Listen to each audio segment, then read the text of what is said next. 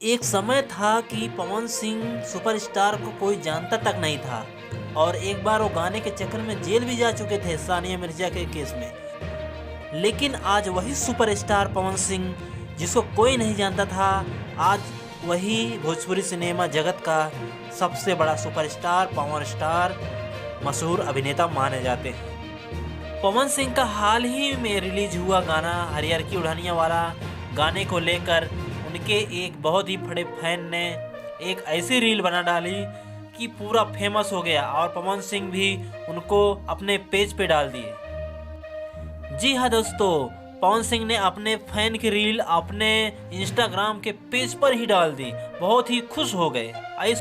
आइए हम आपको दिखाते हैं पवन सिंह की वो जबरदस्त रील जो कि बहुत जबरदस्त बनाया है। क्या हो?